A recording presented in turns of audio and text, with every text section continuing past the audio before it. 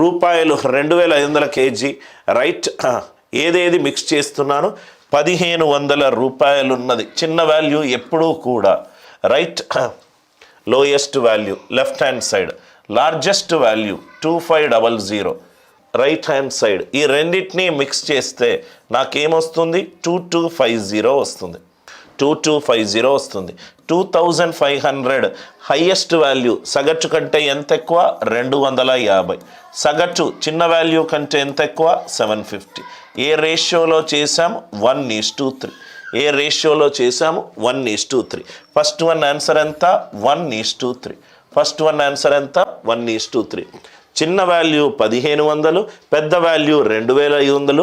సగటు అనేది వీటి మధ్యలో ఉంటుంది, రైట్. పెద్ద వాల్యూ సగటు కంటే ఎంత ఎక్కువ, 250 ఎక్కువ. సగటు అనేది చిన్న వాల్యూ కంటే ఎంత ఎక్కువ, 750 ఎక్కువ.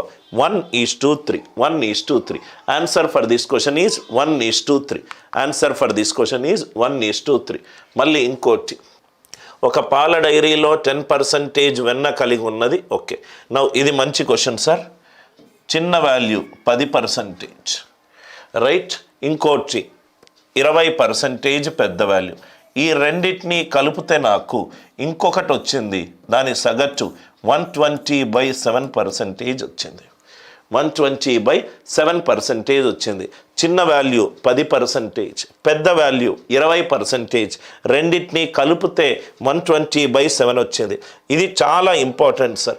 ఎప్పుడైతే మనము అలిగేషన్ చేస్తున్నామో, ఇలా మనకు భిన్నాలలో ఉందనుకోండి, హారంలో ఉన్న వాల్యూ తోటి మొత్తాన్ని లబ్ధం చేయండి, మనకన్నీ సహజ సంఖ్యలు వస్తాయి.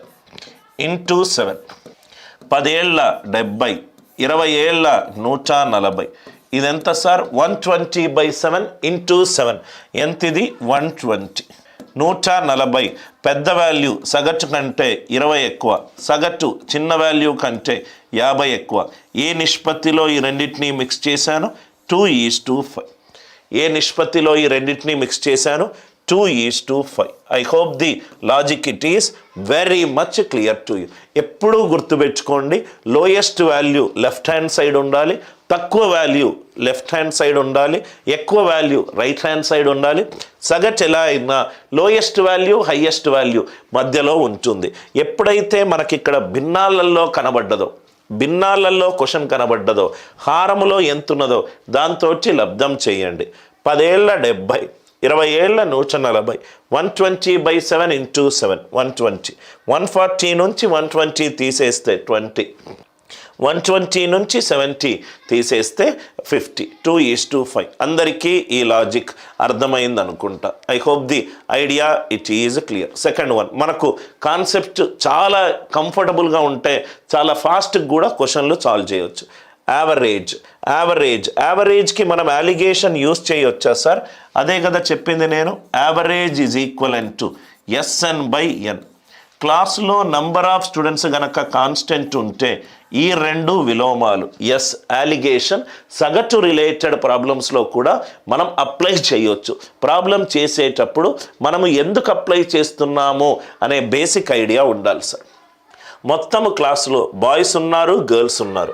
బాయ్స్కి వచ్చిన మొత్తము మార్కులు, యావరేజ్ మార్కులు, చిన్న వాల్యూ 70 లెఫ్ట్ హ్యాండ్ సైడ్ రాశాను. గర్ల్స్కి వచ్చిన సగటు మార్కులు ఎన్ని సార్, 75. ఈ ఇద్దరు క్లాసులో బాయ్స్ అండ్ గర్ల్స్ ఇద్దరు ఉంటే వచ్చే మార్కులు ఎన్ని, 72. కాబట్టి ఆన్సర్ ఎంత, 75 72 కంటే 3 ఎక్కువ, సగటు చిన్న వాల్యూ కంటే 2 ఎక్కువ. 3:2. అంటే బాయ్స్ 3 ఉంటే గర్ల్స్ 2 ఉన్నట్టు. అంటే మొత్తము 5 ఉన్నారు, కానీ క్వశ్చన్లో 5 బదులు 50 అన్నాడు. 5 10ల 50. బాయ్స్ 3 10లు ఎంత అవుతుంది, 30. 3 10లు ఎంత అవుతుంది, 30. Are you all with me? Right. 3 10s are 30. అందరికీ అర్థమైంది కదా సార్? ఫస్ట్ క్వశ్చన్లో చిన్న వాల్యూ ఏంటో చూడండి. చిన్న వాల్యూ లెఫ్ట్ హ్యాండ్ సైడ్ రాయండి, పెద్ద వాల్యూ రైట్ హ్యాండ్ సైడ్ రాయండి. సగటు వీటన్నిటి మధ్యలో ఉంటుంది. 75 72 కంటే 3 ఎక్కువ, 72 70 కంటే 2 ఎక్కువ. ఇక్కడ బాయ్స్ 3 ఉంటే గర్ల్స్ 2 ఉంటారు, కలిపితే 5 ఉంటారు. కానీ క్వశ్చన్లో 50 మంది అన్నారు. 5 10ల 50, నాకు కావాల్సింది బాయ్స్. 3 10లంత 30, 3 10లంత 30.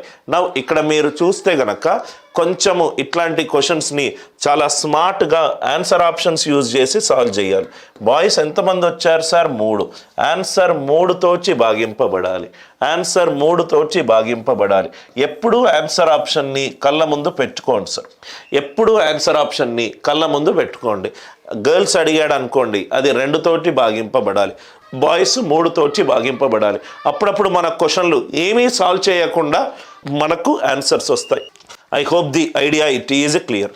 ఇంతవరకు ఏమైనా డౌట్స్ ఉన్నాయా?